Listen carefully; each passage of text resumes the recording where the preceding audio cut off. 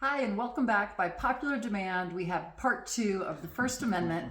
This time, my legal eagle brother, Eric Hall, who is an attorney and a litigator and an expert in freedom of religion, is going to talk. So, welcome back, Eric. Good. Great to be here. Thanks. Can you give us an overview of the First Amendment and how it covers freedom of religion? Yeah, absolutely. I think it's helpful to start again with the text of the First Amendment. So let me read that again. The First Amendment says Congress shall make no law respecting an establishment of religion or prohibiting the free exercise thereof or abridging the freedom of speech or of the press or the right of the people peaceably to assemble and to petition the government for a redress of grievances. That is the First Amendment. And as you can hear, the first two of those clauses are the Establishment Clause and the Free Exercise Clause, that Congress shall make no law respecting an establishment of religion or prohibiting the free exercise of religion. So those are the two different clauses that protect religious freedom in the United States. It's helpful to think about both of them. The Establishment Clause is a structural restraint on government. So what I mean by that is the Establishment Clause says that the government cannot establish a religion regardless of, even if everybody in that locality wants the religion established. Doesn't matter. It's a structural restraint on government. The Free Exercise Clause, in contrast, is saying that the government cannot prohibit the people's ability to exercise their religion freely. So they overlap. There's sometimes thought to be tension between them, but they protect kind of different spheres of government conduct, or they affect different spheres of government conduct as the people live out their lives in what has been acknowledged from the founding of our country. We are a religious people. We have been a religious people since our founding, and we continue to be a very religious people today. All right, and as you spoke about so eloquently in the last video about freedom of speech, there was a big distinction between government and private actors. So how does that apply with freedom of religion? Yeah, it also applies in the freedom of religion context, and people must always keep in mind, again, who is doing the acting or the speaking. So let's first take the Establishment Clause.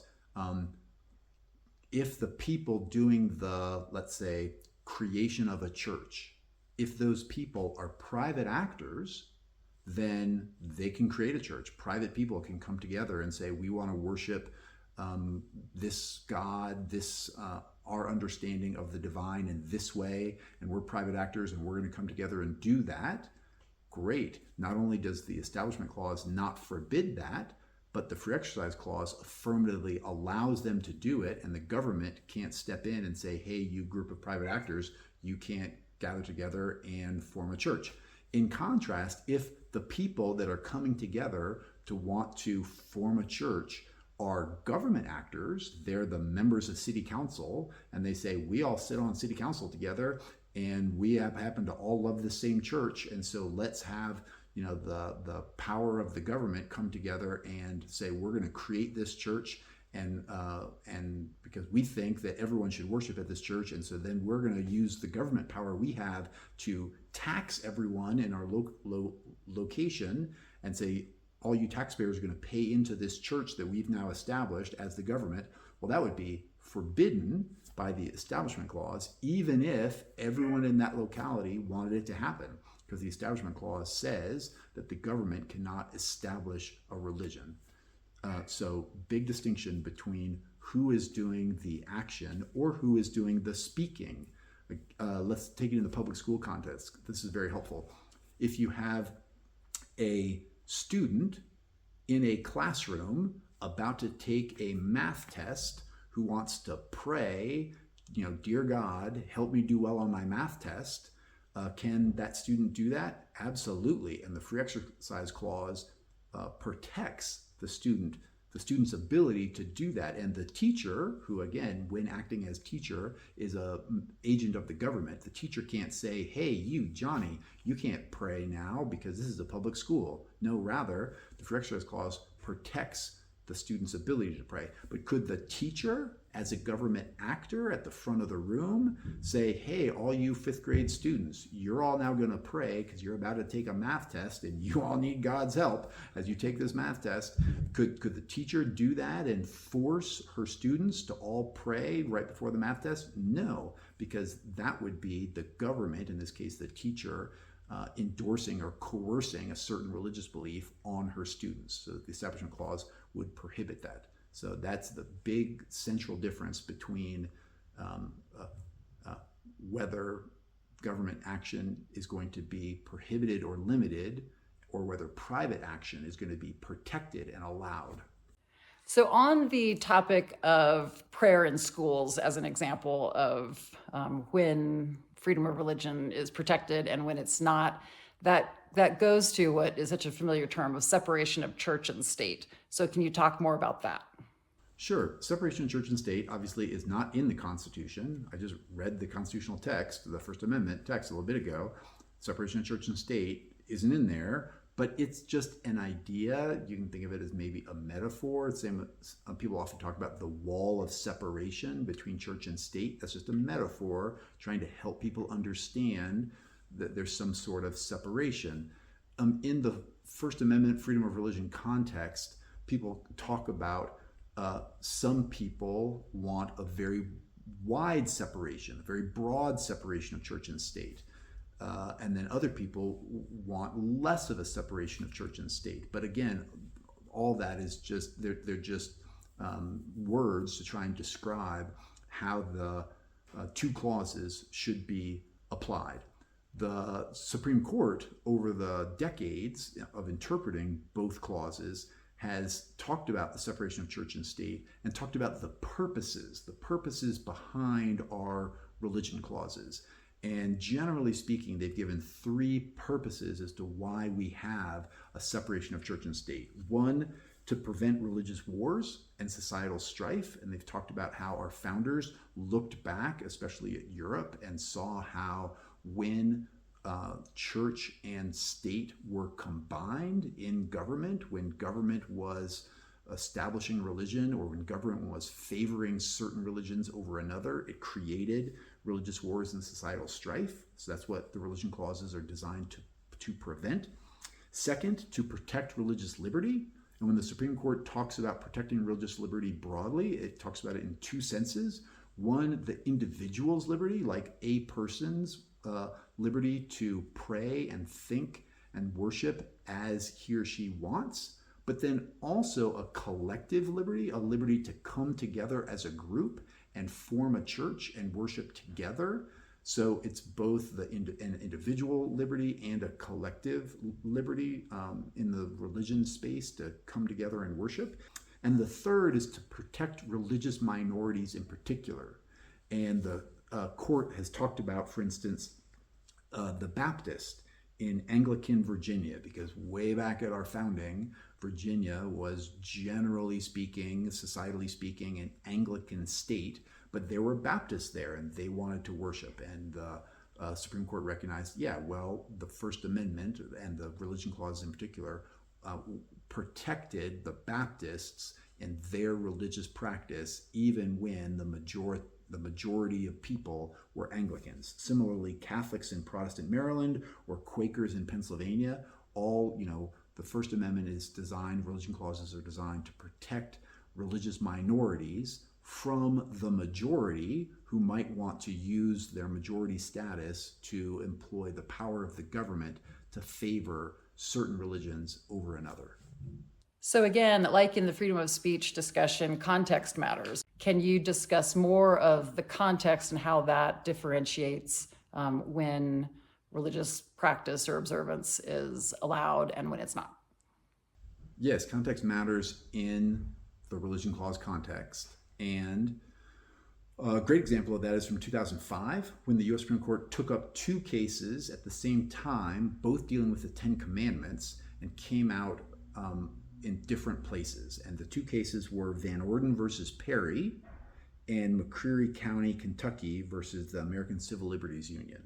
And in Van Orden, the court upheld the display of the Ten Commandments on the Texas state capitol grounds. And when it did that, it looked at the history of how those Ten Commandments got to be displayed on the Texas state capitol and the length of time that they were there. And it went through a lot of history as to, why and how they got there. And after reviewing all that history and all that context, came to the conclusion that it could not reasonably said that Texas as a state was trying to establish religion, establish Judeo-Christian principles, or anything else by having the Ten Commandments being put on their state capitol grounds. And so it allowed those Ten Commandments to remain. It upheld the Ten Commandments being there. In contrast, the same term of court, the same year, 2005, in the case of McCreary County, it struck down the fact that the Ten Commandments were put in two different county courthouses in Kentucky. And it came out differently on that question because it said, well, let's look at the context about how these Ten Commandment displays got put in these courthouses. And it said, when you look at the history and the context of how that occurred, it looked like government officials were trying to promote, again, Christian beliefs, the principles embodied in the Ten Commandments, by inserting them into these courthouses. And so that did appear, when you looked at all the facts, to be the government establishing a religion. So that's one prime example of how context matters. Another great example is the decision from just a couple of years ago, 2022, the Kennedy versus Bremerton School District case. Many people know this case as the praying football coach. So there was a football coach who wanted to pray. He was a religious man. He was a Christian man. He was also the head football coach for a public school football team. And his practice was to, at the end of a football game, when everyone was kind of dispersing, the two teams were going to talk to their parents and either celebrate or be sad because they lost, so everyone was moving around. He would go to the center of the football field and take a knee and pray. And the school district didn't like that, and so they wrote him letters and said, you can't do that. And he said, oh, but that's my private time. I'm not acting as public football coach, like head coach of the public football team at that point. Rather, I'm acting as a private citizen and thanking God for the ability to be a coach and raise up these young men and teach them to be, good, strong men that play football. And so I want to, thank God for do that because that's who I am as a private citizen. And so there was this dispute about, well, when he was taking a knee on the 50-yard line after the football game, was he acting as private citizen, in which case the free exercise clause would protect his ability to do that and prevent his employer, the school district, from stopping him from doing that? Or was he doing that in his capacity as the football coach, in which case the establishment clause would prevent him from establishing a religion by acting as a government agent, a public servant, a public employee, praying? And the U.S. Supreme Court in that case said that when he was praying on the 50-yard line after the football game, he was acting in his private capacity, and so the free exercise clause protected him. At the same time, one of the most important things, I think the most important thing about that case, was the Supreme Court took that case as the occasion to strike down what's called the Lemon Test. The Lemon Test was the operative test in the Establishment Clause context going back to the early 1970s. And so for years and for decades, courts across the country would often, but not always, apply the Lemon Test to Establishment Clause cases to try and decide if a certain government action violated the Establishment Clause. The U.S. Supreme Court in the Kennedy case, throughout the Lemon Test, said courts should no longer be using that going forward. So that's a big, big deal in the religious liberty, First Amendment context of religious freedom in our country.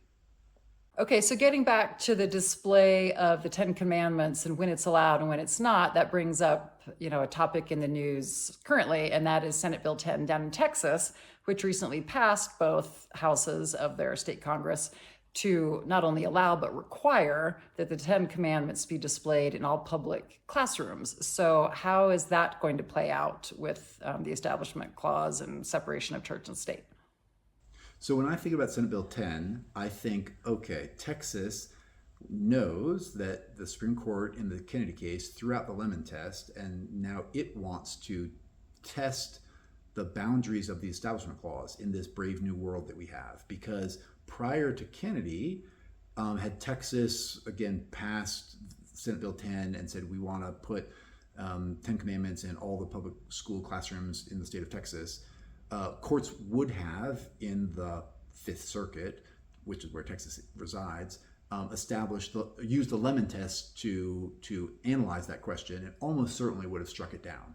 But now I think Texas and lots of other people are saying, well, Lemon's out the window. We have a court that's commonly looked at as being 6-3 conservative. So how are the conservatives going to address a question like, can the state of Texas require that all public schools have 10 Commandments in their classrooms? And I anticipate either that Senate Bill 10 itself will reach the U.S. Supreme Court, or some other case very like it will reach the U.S. Supreme Court in the next couple of years, and the U.S. Supreme Court will then weigh in and say, all right, we threw out the Lemon Test in Kennedy, so what's the new test, or how should we think about things like the 10 Commandments in classrooms? And the Supreme Court is now going to start developing new Establishment Clause doctrine to help all the lower courts and just the people of the United States understand where are the limits now with freedom of religion. So yeah, it will certainly be interesting to watch where that goes. And again, I think a really interesting component of Senate Bill 10 is it not only is allowing but requiring that the 10 Commandments be in public schools, but then transitioning back to the protection of religious expression in public places, but also public schools, that often that is recognized as being protected. Can you talk more about religious expression within schools? Sure. Let's go back to the Kennedy case. In the Kennedy case, the majority specifically picked out some examples of, okay, so let's say a Muslim student wants to wear a hijab, some sort of head covering. Are they allowed to do that? Yes, the court said, because that is an example of a private actor, in this case a student, wanting a religious accommodation from the public school, maybe dress code, including a dress code that might say, hey, we're not going to allow hats or head coverings generally for students. But in this case, I think the court was pointing out, well, that dress code would have to give way to the religious students' desire, or not desire, but kind of religious mandate to wear a head covering at school. Similarly, to wear religious jewelry, right? If jewelry is generally allowed, then students are going to be allowed to wear religious jewelry that shows what religion they're a part of. Praying in school, we already touched on this. The Kennedy case specifically said, if students want to pray over their lunch before they eat, they can absolutely do that. And then it went further and said, oh, and if teachers want to pray over their lunch when they're even sitting in the cafeteria lunchroom and students are watching them, they can do that too. And the majority in the Kennedy case said people in public schools are going to have to get more comfortable with different displays of, like, public displays of religion by different people with all our different religious components in our country, different religious peoples in our country. And that's just part of the diversity of religion that we have, that people are going to have to just be more comfortable with in the public school context.